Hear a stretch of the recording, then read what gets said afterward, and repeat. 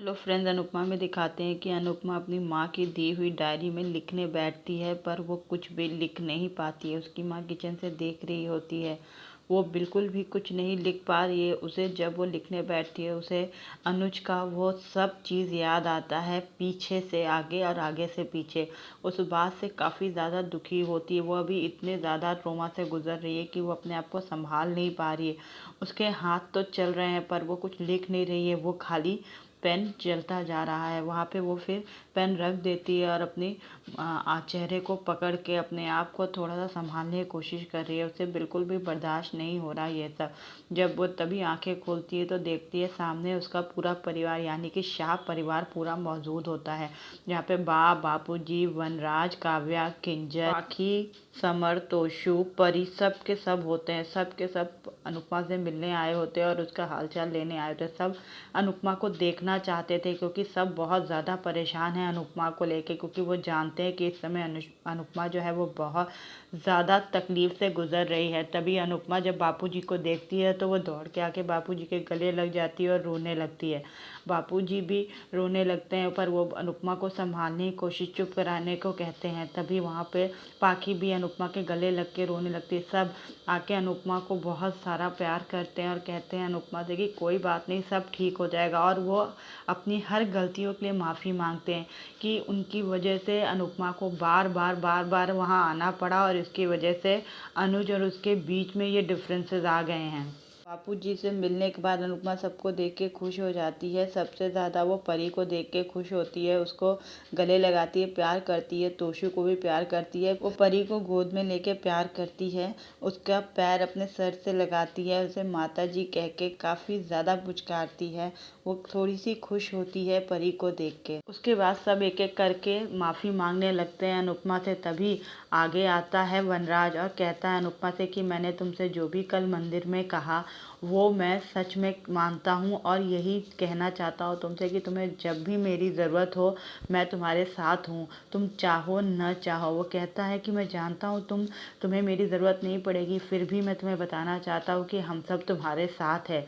तब जो है अनुपमा की माँ चिल्लाने लगती है और कहती है आप लोग क्या बार बार एक एक करके सब कह रहे हैं, आप लोग करनी है तो दूसरी बातें करिए। आप लोग तो हमेशा ही माफ़ी मांगते हैं, कभी भी उस पर अमल नहीं करते। अब आपको उस पर अमल करने की ज़रूरत है। उसके बाद सब एक एक करके अनुपमा से मिलते हैं और जाने लगते हैं। पाखी अनुपमा को गले लगा के काफ़ी रोने लगती है। पाखी कहीं ना कहीं जब वनराज अनुपमा से बात कर रहा होता है तो सोचती है कि पापा जो हैं वो मौके का फ़ायदा उठा रहे हैं। वो अनुपमा के गले लग के काफ़ी रोती है कि वो चाहती है कि वो उसके साथ रहे, पर वो नहीं रह सकती है। उसके बाद बा आती है अनुपमा के पास और कहती है कि इतना किसी पर विश्वास मत करो, तुम अच्छी हो इसका मतलब ये नहीं है कि सब अच्छे हैं। अनुपमा कहती है जी।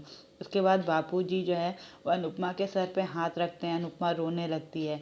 फिर सब वहाँ से चले जाते हैं।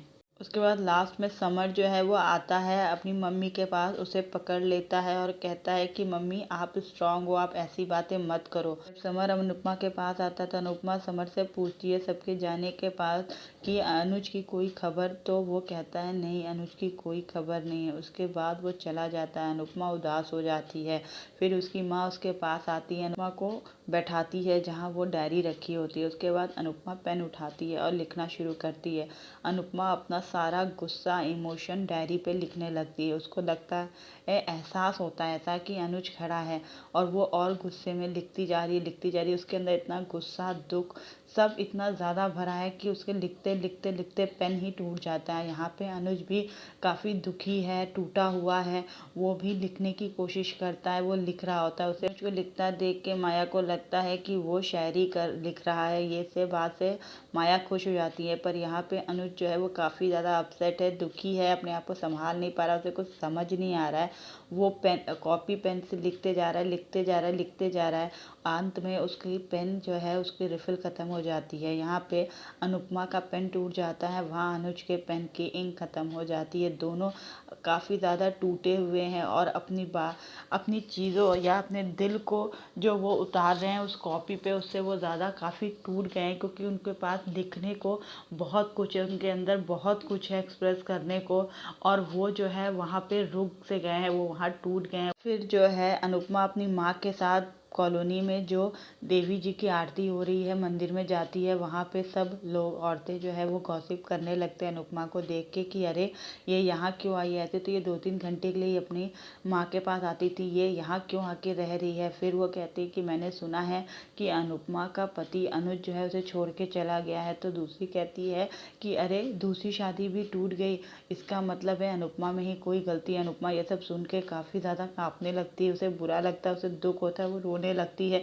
उसको ग्लानि से महसूस होने लगती है। तभी उसकी माँ जो है वो उन औरतों का मुंह चुप करा देती है, उसे उन लोगों को काफ़ी सुनाती है और उन सबको डांट के चुप करा के अनुपमा का हाथ पकड़ के उसको वहाँ से ले जाती है। फिर अनुपमा एक जगह रुकती है तो उसकी माँ कहती है क्या हुआ, तो कहती है मेरी वजह से आपको इतना सुनना पड़ा। वो कहती है चुप रहो, और ये जो मैंने सब तुमसे ही सीखा है, सबको डांटना, सबको चुप कराना और समय पे सबको जवाब देना, और जो तुम ये भूल गई हो ये मैं तुमको वापस से सिखाऊंगी कि कैसे इन ऐसे लोगों से लड़ा जाता है और समाज के आगे खड़ा हुआ जाता है। अभी जो है अनुपमा की माँ के पास समर का फ़ोन आता है तो वो पूछती है बोलो, तो वो कहता है कि बड़ी का पता चल गया है, यानी कि अनुज का, और अनुज जो है वो माया के पास है। अनुपमा की माँ के एक्सप्रेशन चेंज हो जाते हैं, उसे काफ़ी ज़्यादा गुस्सा सा आ रहा है। ये बात सुन के देखते हैं आगे क्या होगा। Thank you friend.